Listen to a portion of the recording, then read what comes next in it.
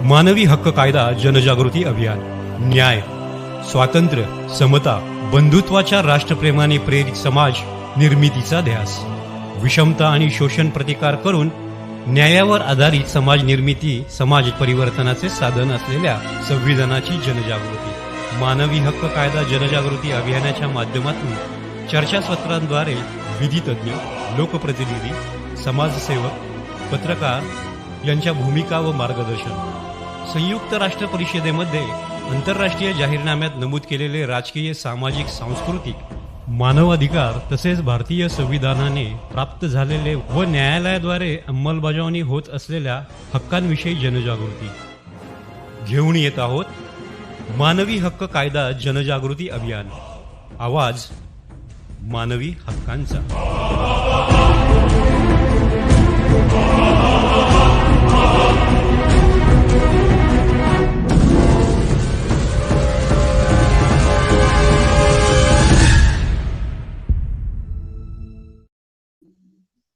नमस्कार, मी विकास कुचेकर.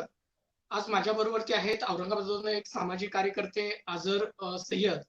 यांच्याशी आपण चर्चा करणार आहोत. आणि आज आपला चर्चेचा विषय आहे, जनतेद्वारे पगार घेणारे पगारदार नोकरशाह बनून बसलेत का तानाशाह. याचं कारण असे की आज आपल्या देशाला भ्रष्टाचाराचा भस्मासूर हा मोठ्या प्रमाणावर लागलेला आहे. आणि या संबंधाने आपण आज चर्चा करणार आहोत. आपल्याला कल्पना आहे, ज्या ज्या वेळेस जनहिताच्या मुद्द्यावरती कार्यपालिका अथवा लोकप्रतिनिधीचे दुर्लक्ष केले, त्या त्या प्रकरणात न्यायपालिकेने एक पाऊल पुढे येऊन त्या त्या प्रकरणाला योग्य त्या अंजामावर पोहोचवले आहे किंवा पोहोचवण्याचे हरसंभव प्रयत्न केल्याचे आपल्याला दिसून येते. परंतु भ्रष्टाचाराचा हा भस्मासूर आपल्या देशाला भस्म करत आहे. आपला भारत देश भ्रष्टाचाराच्या यादीत बराच पुढे आहे. भ्रष्टाचाराने वर्षाला लाखो कोटी रुपये कमवले जात आहेत. लोकशाहीत खऱ्या अर्थानं जनताच मालक असताना आपल्या जमिनीवरती ती गुलाम बनून अडकलेली आहे किंवा गुलामीच्या बेडीत अडकलेली आहे. नोकरशाह आपले संघटन बनवून कधी कधी एक दुसऱ्यावरती दोष आरोपपत्र करून जनतेला मदतगार असल्याचं ढोंग रचत आहे. आणि जनता हे सगळं उघड्या डोळ्यांनी बघत आहे आणि बेबस नजरेने त्यांच्याकडे पाहत आहे. ज्यावेळेस जनता जागी होईल तेव्हा नेमकं काय होईल याचा विचार आता आपल्याला करायला हवा. आणि या प्रकरणासंबंधी वेळोवेळी अनेक सामाजिक कार्यकर्त्याच्या माध्यमातून या भ्रष्टाचाराच्या संबंधित बोललं जातं, विचारलं जातं, या संबंधीचे पुरावे दिले जात आहेत. मात्र भ्रष्ट अधिकारी आपल्याच अधिकाऱ्यांना कसे वाचवतात, कशा पद्धतीने त्यांच्यावरती त्यांच्या चुकांवरती पांघरून घालत आहेत, याचा पुराव्यासह आज आपल्याला अझर सय्यद आपल्याला त्याची कल्पना देते, त्याची माहिती देते. आणि या संबंधाने आपण आज चर्चा करणार आहोत.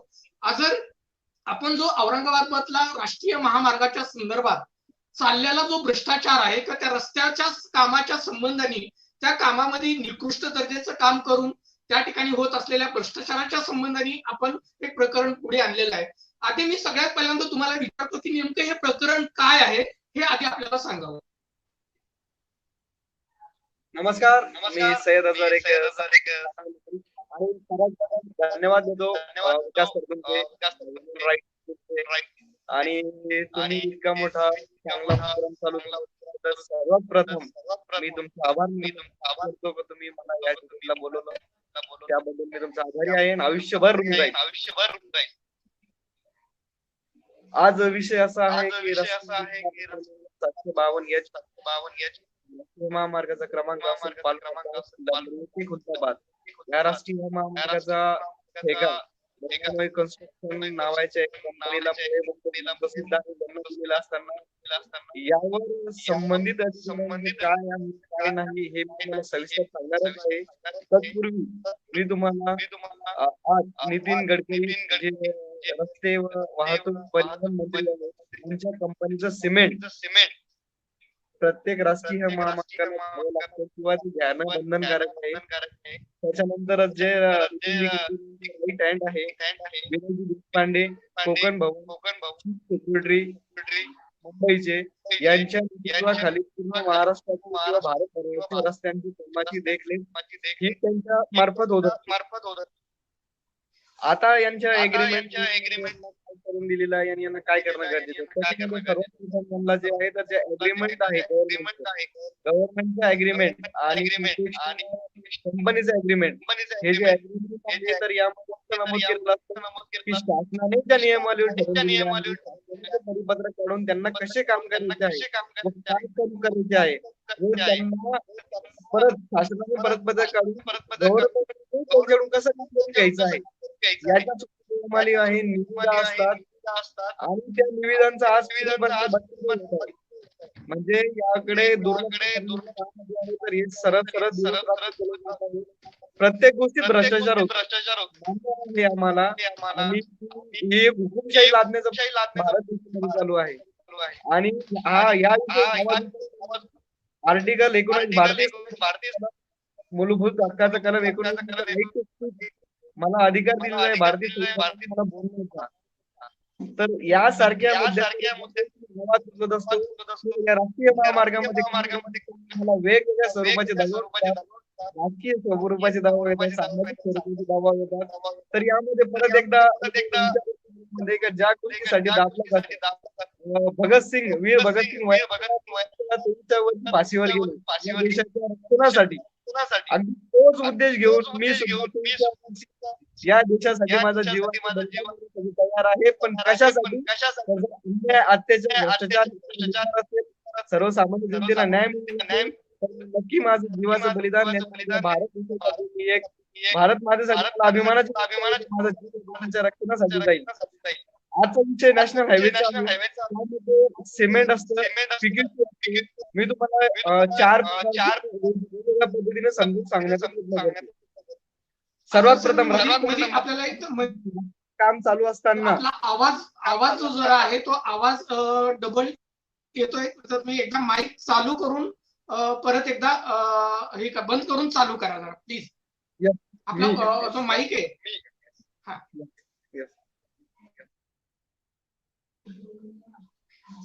हॅलो हा बोला, आता बोला. हा तर त्यामध्ये काम करण्याची नियमावली ठरवलेली आहे.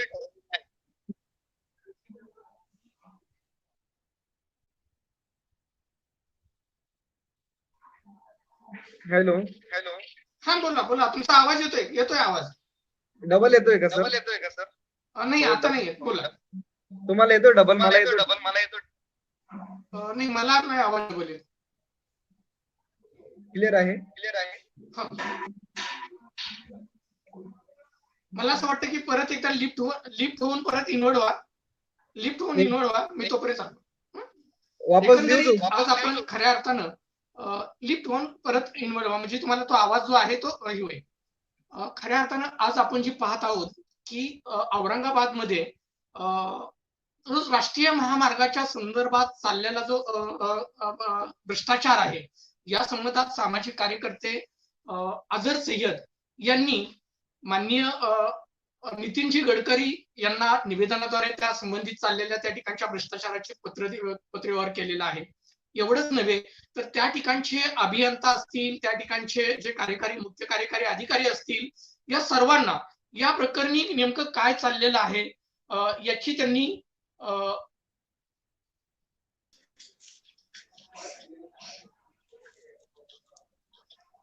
याची त्यांनी जनतेला त्या प्रशासन पातळीवरती पत्रव्यवहार केलेला आहे. आणि असा पत्रव्यवहार केला असतानाही या ठिकाणी मोठ्या प्रमाणावरती भ्रष्ट अधिकाऱ्यांना वरिष्ठ अधिकाऱ्यांकडून पाठीशी घातलं जातं असाही आरोप अजर सय्यद यांनी केलेला आहे. नेमकं त्या संबंधी त्यांचं मत काय आहे किंवा त्यांनी नेमकं त्या संबंधाने कुणाकुणाशी पत्रव्यवहार केला होता आणि असं का त्यांचं मत झालेलं आहे की भ्रष्ट अधिकाऱ्यांना वरिष्ठ अधिकारी स्वतः पाठीशी घालत आहेत. नेमकं अजर आपल्याला काय सांगायचं आहे की भ्रष्ट अधिकाऱ्याला वरिष्ठ अधिकारी कशा पद्धतीने पाठीशी घालत आहेत या प्रकरणामध्ये?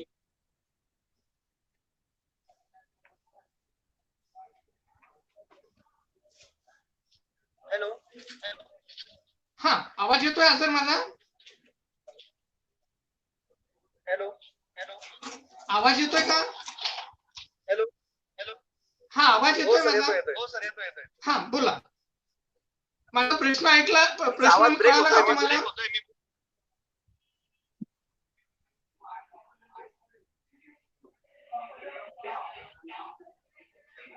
आजरजी, माझा प्रश्न असा आहे आपणाला की आपण आरोप केलेला आहे वरिष्ठ अधिकारी हे त्यांच्या भ्रष्टाचारी अधिकाऱ्याला वाचवण्यासाठी प्रयत्न करत आहेत आणि या संबंधाने तुम्ही राष्ट्रीय महामार्गाचे महामंत्री माननीय नितीनजी गडकरी, त्याचबरोबर त्या ठिकाणचे सीओ असतील किंवा त्यांचे अभियंता असतील, वरिष्ठ अभियंता असतील, या सगळ्यांना तुम्ही पत्रव्यवहार केलेला आहे. मात्र हा पत्रव्यवहार करूनही जे भ्रष्ट ठेकेदार असतील किंवा भ्रष्ट अधिकारी कर्मचारी असतील त्याच्याकडे ते दुर्लक्ष जाणीवबुज करत आहेत असाही तुमचा आरोप आहे. नेमकं त्या संबंधाने तुम्ही काय सांगाल?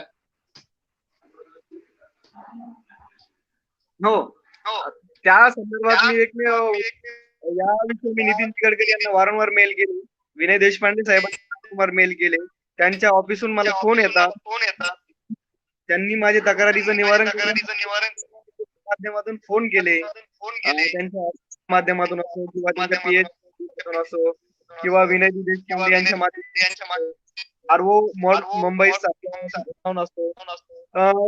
यांना मी वारंवार त्यांना निवेदन दिले. मी त्यांना फेसबुक लाईव्हच्या माध्यमातून, युट्यूबच्या माध्यमातून, चॅनलच्या वारंवार मी तक्रारी दिल्या असताना त्यांनी यावर नाही.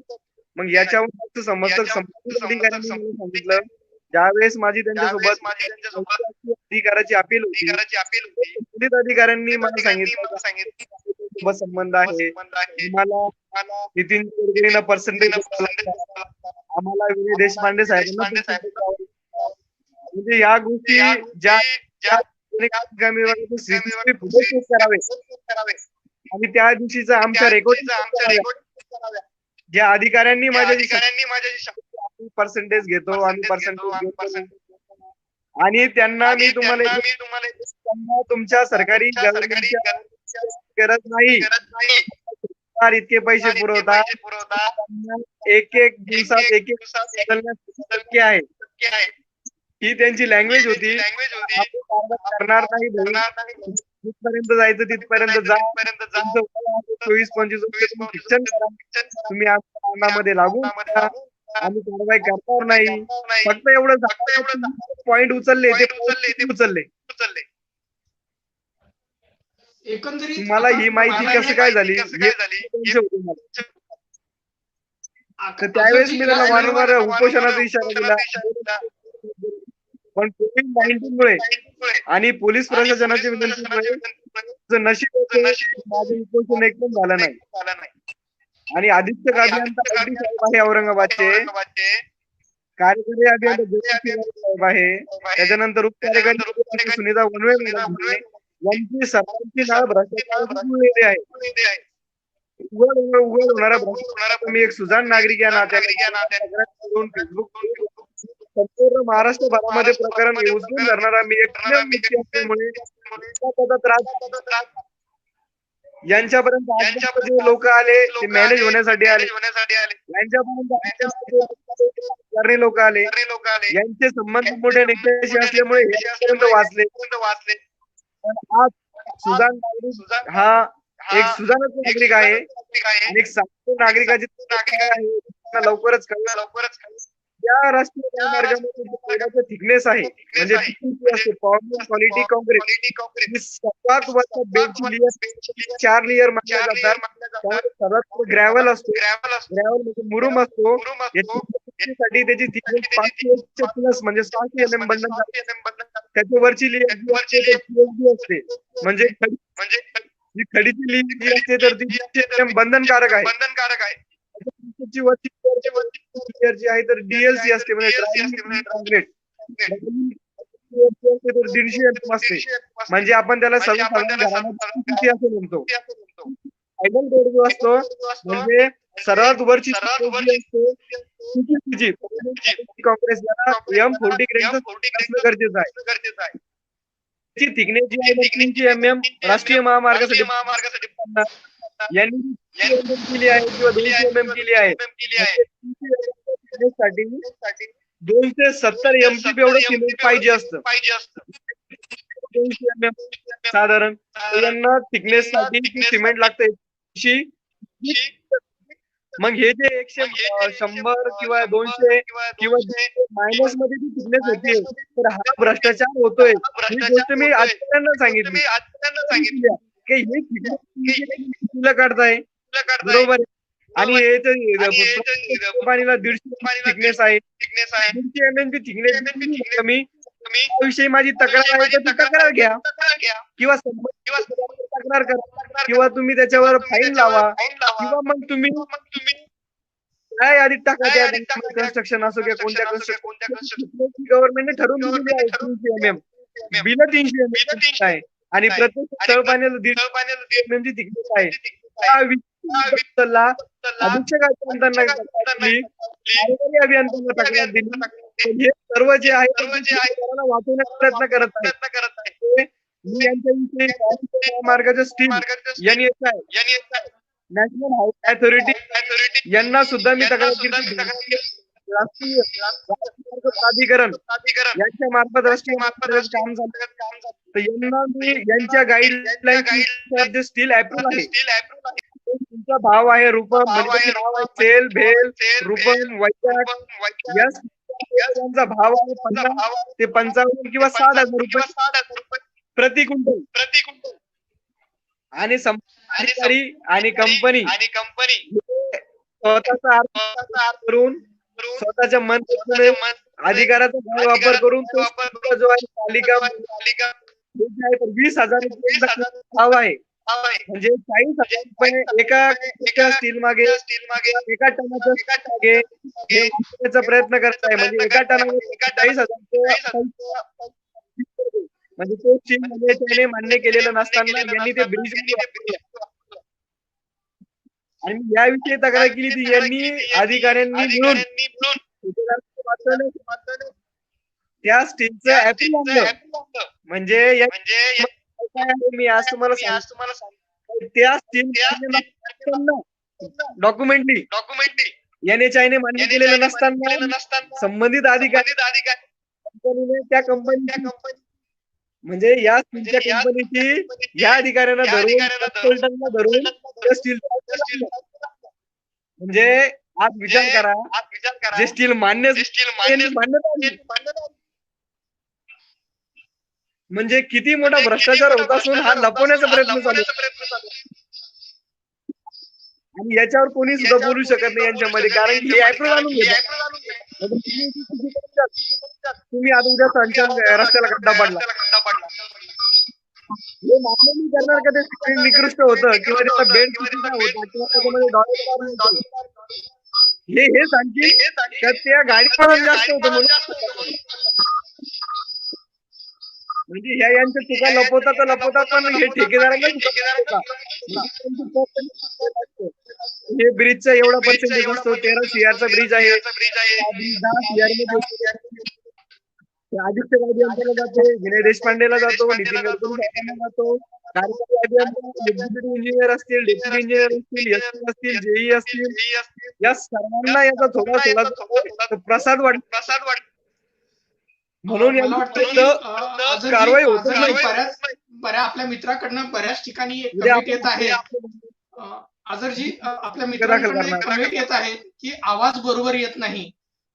कदाचित इंटरनेटचा तो प्रॉब्लेम असेल. आपण जो महत्वाचे मुद्दे मांडत होता की या ठिकाणी होत असलेल्या भ्रष्टाचाराच्या संबंधाच्या दृष्टिकोनातून आपण जे मुद्दे मांडलेले आहे की या ठिकाणी अगदी स्टील खरेदीपासून त्या ठिकाणच्या ज्या काही कायद्याप्रमाणे अग्रीमेंट प्रमाणे ठेकेदाराशी आणि राज्य शासनाशी झालेल्या कराराप्रमाणे त्या ठिकाणचं मटेरियलची वापर केला जात नाही किंवा मटेरियलची त्या ठिकाणी योग्य गुणवत्तापूर्व मटेरियल त्या ठिकाणी वापरलं जात नाही असाही त्या ठिकाणचा तुमचा आरोप आहे. आणि या गुणवत्तापूर्व मटेरियल वापरत नसल्या कारणानं त्या ठिकाणी मोठ्या प्रमाणावरती भ्रष्टाचार होतो हेही तुम्ही त्या ठिकाणी मांडत आहात. आजरजी तुम्ही मांडलेले मुद्दे अतिशय महत्वाचे आणि याचे आहेत. या संबंधाने मी आपल्याला एक छोटासा एका मित्राने एक कविता पाठवलेली आहे. या कविताच्या संदर्भात तुम्हाला सांगतो. व्यवस्था परिवर्तन का समय आ गया है, भ्रष्टाचार पूरी तरह से छा गया है, मुनाखोरी की बीमारी सभी को महंगाई से जनता त्रस्त हो गई, तभी तो न्याय मिलने में भी देरी हो रही है. राष्ट्रीय संपत्ति चोरी हो रही है, व्यवस्था परिवर्तन का समय आ गया है, भ्रष्टाचार पूरी तरह से छा गया है. आपने तुम्ही जे सगळ्यात महत्वाचे जे मुद्दे मांडलेले आहेत हे याला लागू होतात. तुम्ही किती प्रयत्न त्या ठिकाणी केलेत, या ठिकाणचा चाललेला भ्रष्टाचार प्रशासनासमोर आणायचा प्रयत्न तुम्ही त्या ठिकाणी केलेला आहे. असं असलं तरीही मोठ्या प्रमाणावरती त्या ठिकाणी भ्रष्ट लोक या सामाजिक कार्यकर्त्यावरतीच आरोप करत असतात किंवा त्या सामाजिक कार्यकर्त्याचं कुठलं तरी इंटेन्शन आहे म्हणून हे फेसबुक लाईव्हच्या माध्यमातून किंवा वेगळे वेगळे तक्रारी अर्ज करून अशा पद्धतीने ते तुमच्यावरती आरोप करतात.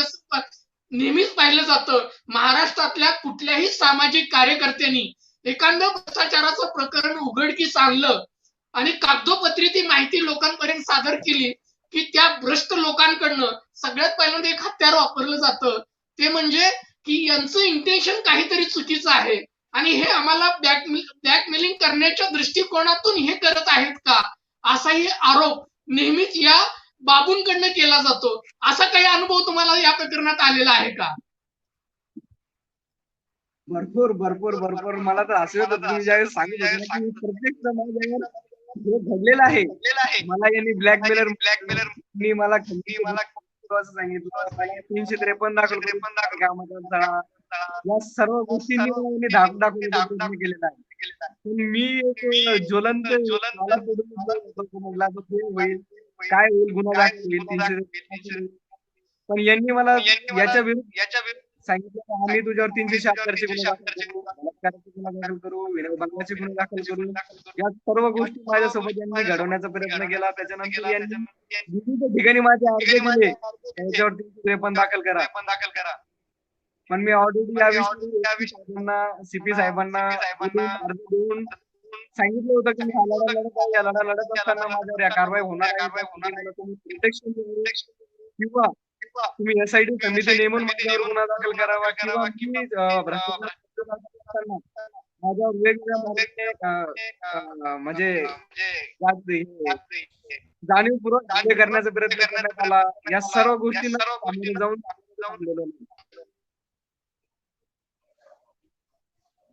यांनी विविध माध्यमातून माझ्यावर राजकीय स्वरूपात गुन्हे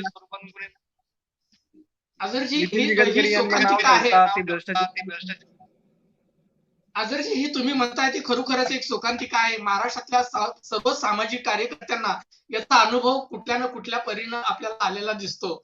आणि तुम्ही ज्या पद्धतीने म्हणत आहात की सरकारी बाबूकडे जेव्हा सरकारी कार्यालयामध्ये संविधानिक तरतुदीनुसार नागरिकांची सनद लावणं अपेक्षित असतं आणि ती सनद ही ठळकपणे नागरिकांना दिसेल अशा पद्धतीने लावली पाहिजे. मात्र आपल्याला कुठल्याही आता सरकारी कार्यालयात गेलात की त्या ठिकाणी नागरिकाची सनद तर सोडा, पण मात्र त्या ठिकाणी धमकीभरे बोर्ड त्या ठिकाणी लावले जात आहेत आणि ते धमकीभरे असे बोर्ड असतात की तुम्ही जर इथं सरकारी कामात अडथळा आणला किंवा तुम्ही तुमची मागणी केली तर तुम्हाला या कलमांतर्गत गुन्हा नोंद होईल, त्याला जामीन मिळणार नाही, तुम्हाला डायरेक्ट जेलमध्ये पाठवलं जाईल. अशा पद्धतीचे ठळक अक्षरात ते बोर्ड लावले जात आहेत की मला असं वाटतं की आपण खरोखरच आपल्याच जनतेने लोकशाहीने निवडून दिलेल्या सरकारच्या किंवा आपल्या प्रशासनाच्या याच आपण जनतेद्वारे पगार घेणाऱ्या या नोकरशाहाच्या ऑफिसमध्ये आपल्या जनतेच्या ऑफिसमध्ये आलेलो आहोत, त्या कुठल्या तरी खाजगी कॉर्पोरेटच्या ऑफिसमध्ये आलेलो आहोत असा फील त्या ठिकाणी येतो. खरोखरच ही दुर्दैवाची बाब आहे. तुम्ही जो महत्वाचा मुद्दा या ठिकाणी मांडलेला आहे की तुम्ही असं सांगितलं की तुमच्यावरती 353 दाखल करायचा प्रयत्न केला, हनी ट्रॅप मध्ये अडकवण्याचा प्रयत्न केला किंवा बलात्कारासारख्या गुन्ह्यामध्ये कुणाचे तरी आरोप करून तुम्हाला फसवण्याचा प्रयत्न केला जाईल, अशा पद्धतीच्या धमक्या तुम्हाला देण्यात आल्या. या संबंधी तुम्ही कुठे तक्रारी दाखल केलेल्या आहेत का? या संबंधी अशा धमक्या देणाऱ्या व्यक्तीच्या विरोधात तुम्ही तक्रार नोंद केलेली आहे का? हो, मी याविषयी मॅडमना आमच्या अर्ज दिलेला आहे की या स्वरूपात दाखल होऊ शकतात. तर त्याविषयी मी संबंधित एसपी मॅडमना भेटलो, त्यावेळेस त्यांनी सांगितलं की दाखल होतील तर त्यावेळेस आम्हाला अर्ज घेणं गरजेचं आहे. आम्ही प्रत्येकाचा अर्ज घेऊ शकतो, काय सत्य आहे त्याविषयी पडताळणी करून त्यावेळेसच आम्ही गुन्हा दाखल करतो आश्वासन दिलेलं आहे. अतिशय चांगलं केलं. आझरजी, मी आणखी एक महत्वाचा मुद्दा आपल्याला सांगू इच्छितोय की आमच्या मानवी हक्क संरक्षण जागृती या संस्थेच्या माध्यमातून आम्ही राज्य मानवी हक्क आयोगाकडे एक तक्रार दाखल केलेली होती आणि ती तक्रार अशा स्वरूपाची होती की महाराष्ट्रातल्या रस्त्यांवरती पडलेल्या खड्ड्यांमुळे नागरिकांच्या सुरक्षित जीवनाचा अधिकार हिरावला जातोय आणि या संबंधाने जे जबाबदार अधिकारी आहेत त्या अधिकाऱ्यांवरती गुन्हे नोंद करावेत अशा स्वरूपाची मागणी आम्ही त्या ठिकाणी केलेली होती आणि राज्य मानवी हक्क आयोगाची 9 तारीख हा शेवटचं डिसिजन त्या निर्णयाचं होणार होतं. अद्यापर्यंत आणखी निर्णयाची कॉपी आम्हाला मिळालेली नाही किंवा काय निर्णय झाला माहित नाही. मात्र याच्या अनुषंगाने जी माहिती आमच्या समोर आली, या माहितीच्या अनुषंगाने सांगतो की आपल्याला राष्ट्रीय महामार्गावरती आपला रस्ते बनवले पाहिजेत, विकास घडला पाहिजे, बेसिक इन्फ्रास्ट्रक्चर निर्माण झालं पाहिजे. लोकशाहीच्या दृष्टिकोनातून हा जीवन जगण्याच्या अधिकाराचा मूलभूत आहे किंवा जीवनाच्या दृष्टिकोनातून लोकांचं सुखकर जीवन व्हावं या दृष्टिकोनातून रस्ते हा मूलभूत अधिकारामध्ये जरी येत असला तरी याच रस्त्यासाठी मोठ्या प्रमाणावरती वृक्षतोड केली जाते, मोठ्या प्रमाणावर झाडाची कत्तली केल्या जात आहे. त्याच्या संदर्भात कुठल्याही प्रकारची पूर्वपरवानगी किंवा शासनाच्या नियमाप्रमाणे परवानगी घेतली जात नाही, हेही वास्तव आहे. जे ठेकेदार आहेत ते दलाल आहेत.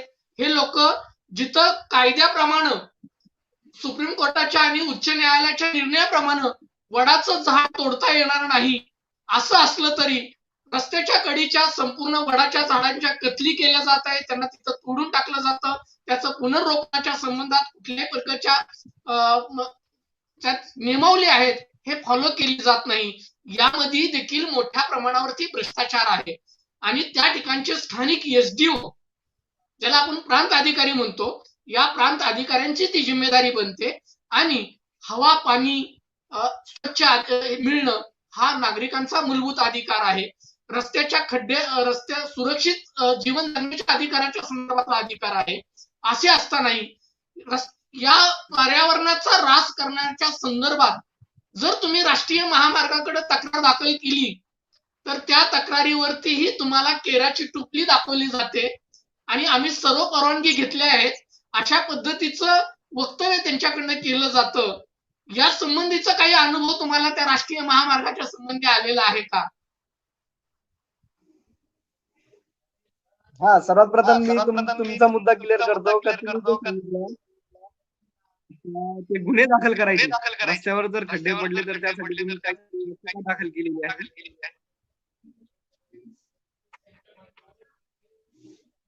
बरोबर ना? तर त्याविषयी आता अध्यादेश काढलेला आहे माननीय मुख्यमंत्री उद्धवजी ठाकरे आणि त्या संदर्भात त्यांनी न्यूज सुद्धा दाखवलेली आहे की निकृष्ट कामं करणाऱ्या ठेकेदारावर देशद्रोहाचा दाखल करण्यात यावा. मग या जीआरची किंवा याची जीआरची अंमलबजावणी होईल हा प्रश्न सर्वसामान्य जनतेच्या माध्यमातून उपस्थित होतो. ज्यावेळेस तुम्ही अध्यादेश काढताय किंवा तुम्ही सर्वांना सांगताय मंत्रिमंडळाच्या की निकृष्ट कामं करणाऱ्याला देशद्रोहाचा गुन्हा ठेकेदारावर दाखल करण्यात यावा, गुन्हे दाखल करण्यात यावे. जोपर्यंत अधिकारी तोपर्यंत हा भ्रष्टाचार थांबणार नाही. आणि रस्त्याला गड्डे का पडतात? रस्त्याला गड्डे पडण्याचं कारण काय आहे हा पण एक प्रश्न आहे. तर या प्रश्नाचं सर्वात प्रथम उत्तराला गड्डे का पडतात आता एक दोन पद्धतीने मी तुम्हाला समजून सांगण्याचा एका मिनिटात सिमेंट रस्ता असतो आणि डांबर रस्ता असतो. यामध्ये लेअर बाय खालून ग्रॅव्हल असतो, त्याच्यानंतर नंतर डीएलसी असते, नंतर पीक्यूसी असते. तर गड्ड्याचं कारण गड्डे पडण्याचं कारण असं आहे सिमेंट तर त्या ग्रेडचं नाही, ठीक आहे. त्याच्यानंतर त्याचा जो सबग्रेड आहे तो चुकीचा आहे. म्हणजे हा गड्डा वरून कधीच नाही पडत, त्याची खालची जागा दबल्यामुळे तो वरून सिमेंट दबला गेला. आणि जे डांबर रस्ते आहे यामध्ये गड्डे पडण्याचे का यामध्ये सगळ्यात खाली डीप ग्रॅव्हल असतो, त्याच्यावरच्या लेवलला जीएमटी असते, त्याच्यावरच्या लेवलला जे असते डीबीएम असतो. डीबीएम म्हणजे डांबर, आणि डीबीएमच्या वरती एक 40 mm ची बिटुमेन असते. बिटुमेनची थिकनेस 40 mm ची असते, आणि जी डांबरची थिकनेस डीबीएम ही 60 mm असते. तर हे वरचे जे 2 लेयर आहे, तर हे लेयर का पडतात, तर हे लेयर मध्ये केली जाते, मग त्यामध्ये पैसा वाचवला जातो. त्याचा खालचा पॉइंट जो आहे तर तो यांनी जीएसबी न वापरला, त्यामुळे डस्ट वापरत आहे. म्हणजे जो सुपाटा असतो तो डस्ट वापरल्यामुळे यांना पैसा त्याचा सुद्धा वापरतात. आणि खाली सगळ्यात खाली जास्त ग्रॅव्हल, म्हणजे ग्रॅव्हल हे क्वालिटी चेक केलं जात, यामध्ये माती होते. म्हणजे तो मुरुम उत्खनन होतो किंवा मुरुम वापरायचा या क्वालिटी कंट्रोल हा बेड ओके, हे क्वालिटी कंट्रोलचं चेक करायचं काम असतं. पण संबंधित अधिकारी किंवा क्वालिटी कंट्रोल असतो किंवा स्वतःच्या कंपनी क्वालिटी कंट्रोल असतो, हे काही इग्नोर करतात. तिथं माती वापरतात, डस्ट वापरतात, डीबीएम कमी करतात, आणि बिटुमेन तो वापरतच नाही.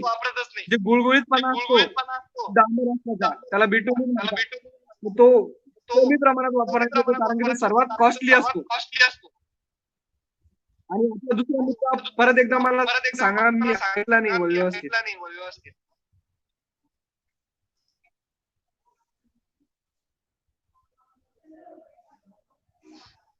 आजरजी, आपण अतिशय चांगल्या पद्धतीने त्या ठिकाणच्या या प्रकरणाचा पाठपुरावा करत आहेत, आणि तुमच्या या कार्याला डेफिनेट महाराष्ट्रातल्या सर्वच तमाम जे भ्रष्टाचार विरोधी खऱ्या अर्थानं भ्रष्टाचार मुक्त प्रशासन पाहू इच्छित असणारा प्रत्येक नागरिक आपल्या या कार्याशी सोबत असेल, तुमच्या या लढ्याशी नक्कीच जुळून राहील. मुद्दा या ठिकाणचा आजचा आहे. एक माझे मित्र आहेत पाटील, यांनी एक कविता केलेली आहे तुमच्या या समर्पक तुमच्या या लढ्याला, म्हणून मी त्यांची उमा पाटील यांची कविता मी आपल्यासमोर सादर करतोय. स्वतःचे काम होण्यासाठी टेबलाखालून दिली जाते लाच, स्वतःचे काम होण्यासाठी टेबलाखालून दिली जाते लाच, भ्रष्टाचाराचा गुन्हा होतो तेव्हा विश्वासार्हतेचा तडकते काच, भ्रष्टाचाराचा गुन्हा होतो तेव्हा विश्वासार्हतेची तडकते काच. हे भ्रष्टाचाराचे बाळकडू लहानपणापासून पाजले जाते, हे भ्रष्टाचाराचे बाळकडू लहानपणापासूनच पाजले जाते. शांत बसलात तर चॉकलेट देईन, शांत बसलात तर चॉकलेट देईन, अशामुळेच तर घोडे पेंड खाते. उमा पाटील यांची ही कविता आहे, आणि या कवितेचं यांना हे सुचवायचं आहे की या आपल्या सर्वच नागरिकांनी, जर तुमच्या समोर या ठिकाणी भ्रष्टाचार होतोय, तुम्हाला कल्पना आहे की या ठिकाणी काहीतरी घोडं पेंड खातंय, आणि हे घोडं पेंड खातंय हे आपण जर उघड्या डोळ्यांनी बघत राहिलो, तर मात्र मला असं वाटतं की हा भ्रष्टाचाराची कीड अशीच पुढे जात राहील. आणि म्हणून मग आपल्याला परत एकदा नव्यानं जाग जनता बदलो सिस्टम या पद्धतीने आपल्याला परत सगळ्या सामाजिक कार्यकर्त्याच्या वतीनं हा एक नारा द्यावा लागेल. आणि हा नारा देत असतानाच पुढे या भ्रष्टाचाराच्या संबंधाने आपले कवी काय म्हणत आहे ते सांगतो. भ्रष्टाचाराविरुद्ध सारे कायदे भारतात व्हावे आता कडक, भ्रष्टाचाराविरोधी सारे कायदे भारतात व्हावे आता कडक, जो करेल भ्रष्टाचार या देशात, जो करेल भ्रष्टाचार या देशात, त्याच्यावर कारवाई व्हावी कडक. हे केवळ आपलं स्वप्नच आहे का, असं म्हणायची वेळ आली. कारण आजरजी, तुम्हाला एक महत्वाचा मुद्दा मला या सांगायचा आहे की जर एखाद्या अधिकाऱ्यांनी भ्रष्टाचार केलाय, हे कागदोपत्री आपल्याकडं माहिती अधिकारातले शासनाचे पुरावे जरी असले तरी त्यांच्या विरुद्ध एकतर ज्यावेळेस FIR दाखल करायची वेळ येते त्यावेळेस पोलिसांकडनं असं सांगितलं जातं की तुम्ही त्याची परमिशन घ्या, त्याच्या अपॉइंटिंग अथॉरिटीकडे, कारण हे लोकसेवक आहेत आणि लोकसेवकाच्या विरुद्ध जर तुम्हाला गुन्हा नोंद करायचा असेल तर त्यांच्या अपॉइंटिंग अथॉरिटीकडनं तुम्हाला त्याची परवानगी घ्यावी लागेल, आणि तरच आम्ही त्या ठिकाणी गुन्हा नोंद करू. मुद्दा आम्ही न्यायालयात जरी या संबंधाने FIR 156च्या हिशोबाने दाखल करायला गेलो तरी त्याही ठिकाणी न्यायालय पहिला प्रश्न विचारतो, लोकसेवकाच्या विरोधात तुम्हाला भ्रष्टाचाराचा गुन्हा दाखल करायचा असेल तर CRPC 197 प्रमाणे तुम्हाला परवानगी आवश्यक आहे आणि तुम्ही ती परवानगी घेतलेली आहे का, तरच तो गुन्हा नोंद होईल. मुद्दा या ठिकाणचा येतोय, भ्रष्टाचार करणं हे लोकसेवकाच्या कर्तव्य आहे का, किंवा त्यांच्या कामाचा भाग आहे का, आणि जर तो कामाचा भाग नाही तर गुन्हा नोंद करण्यासाठी यांच्याकडनं परमिशन कशासाठी पाहिजे? ही कायद्यातली पळवाट, ह्या भ्रष्टाचार प्रतिबंध कायद्यातली, या कायद्याचा कलमाचा वापर केला जातो का, असाही अनुभव तुम्हाला कधी आलेला आहे का? हो, नक्कीच. मी न्यायालयीन लोकायुक्त तक्रार केली मी त्यावेळी. त्यानंतर एसीबी अँटी करप्शनला संबंधित एसपींना सुद्धा मी विचार होता ते, तर तुम्ही यावर गुन्हा दाखल करा, चौकशी समिती नेमा आणि मला उपस्थित करा आणि संबंधित ठेकेदाराला उपस्थित करा. ज्यावेळेस मी पोलीस स्टेशनला यांच्यावर गुन्हे दाखल करा, 420 चे असू द्या किंवा नुसार हायकोर्टातून किंवा मी प्रयत्न केले, पण माझे प्रयत्न ठरले. मला प्रत्येक स्टेशनला बोलून आलं की आमच्या अधिकार क्षेत्रात नाही, हे आमच्या अधिकारी क्षेत्रात कारवाई करू शकणार नाही. त्याच्यानंतर मग मी अँटी लाचलुचपत विभागाला ते का यांच्या विरुद्ध तुम्ही लोकसेवकांविरुद्ध तुम्हाला पहिले परवानगी घ्यावी लागते, गुन्हा दाखल करायचा किंवा काय सत्य मला लेखी स्वरूपात उत्तर दिलं की आम्ही पीडब्ल्यूडीला राष्ट्रीय महामार्गाच्या अधिकारी एक पत्र घेऊन त्यांची परमिशन घेऊ तुम्हाला कळवण्यात भ्रष्टाचार झाला आहे की म्हणजे ज्यांच्याकडे मी न्याय मागितला त्यांनी सुद्धा त्या संबंधित त्या चोरांची परमिशन घेण्याची म्हणजे त्यांची पूर्व परवानगी म्हणजे या देशामध्ये संविधान असताना लोकशाही लोकांनी भ्रष्टाचार केलेला असताना ते किती प्रकारे सेफ झोनमध्ये आहे, म्हणजे ते आज जे आहे तर ते पुरस्कार दिला पाहिजे, निकृष्ट कामगिरीबद्दल पुरस्कार दिला पाहिजे, ज्यांनी भ्रष्टाचार केलेला आहे त्यांना भ्रष्टाचारातून पुरस्कार दिला पाहिजे. जोपर्यंत हे पुरस्कार चालू होणार भारतामध्ये आपल्यासारख्या गोरगरीब जनतेला मी नितीनजी आजरजी, आणखी तुम्हीच मांडलेल्या मुद्द्यामध्ये मी आणखी ऍडिशनल करू इच्छितो की जरी आपण तुम्ही जसं म्हटलात की एखाद्या भ्रष्टाचार प्रकरणाच्या संबंधाने या भ्रष्टाचारी अधिकाऱ्यावरती गुन्हा नोंद व्हावा म्हणून जरी भ्रष्टाचार प्रतिबंध जी विंग तयार करण्यात आलेली आहे किंवा भ्रष्टाचाराची चौकशी करणारी एक यंत्रणा, पोलीस यंत्रणा उभी करण्यात आलेली आहे, या पोलीस यंत्रणेकडे ज्यावेळेस तक्रार दाखल केली जाते, पुराव्यासहित तक्रार दिली जाते, मात्र या अधिकाऱ्याच्या विरुद्ध या विंगला किंवा या पोलीस डिपार्टमेंटला जर कारवाई करायची झाली तरी त्यांना त्यांच्या वरिष्ठ अधिकाऱ्याकडनं मुंबई मंत्रालयातून पूर्व परवानगी घ्यावी लागते, त्याची चौकशी जरी करायची झाली तरी असे पत्र त्या पोलिसांना त्यांच्या वरिष्ठ अधिकाऱ्यांना पाठवावी लागतात. यासारखं दुसरं दुर्दैव नाही. दुसरी आणखी एक महत्वाची बाजू आणून तुम्हाला महत्वाची सांगायची आहे की जनसामान्य किंवा संस्था, संघटना, ज्या अशासकीय संघटना आहेत, नोंदणीकृत संघटना आहेत, या संघटनेचे ध्येय उद्देश हे भ्रष्टाचार प्रतिबंध करणं, भ्रष्टाचार निर्मूलन करणं हे नाहीत, हे स्वतः शासन म्हणतं. हे फक्त शासनाचे प्रयत्न आहेत, शासनच याच्यावरती कारवाई करू शकेल. भ्रष्टाचार निर्मूलन करणं, भ्रष्टाचार प्रतिबंध करणं हे जनसामान्याचं रोल नाही, त्या संस्थेचा, एखाद्या संस्थेचा तो ध्येय उद्देश असू शकत नाही, जनसामान्याचा ध्येय उद्देश असू शकत नाही, ते फक्त आणि फक्त शासनाचा ध्येय उद्देश आहे असंही शासन म्हणतं. आणि त्या दृष्टिकोनातून शासन एक परिपत्रकही काढतं, यासारखं दुर्दैव कुठलं नाही. मला असं म्हणायचंय, जनसामान्याचा आता या भ्रष्टाचाराच्या विरोधात आवाज उठणं खऱ्या अर्थानं गरज आहे आणि भ्रष्टाचाराला प्रतिबंध करणं.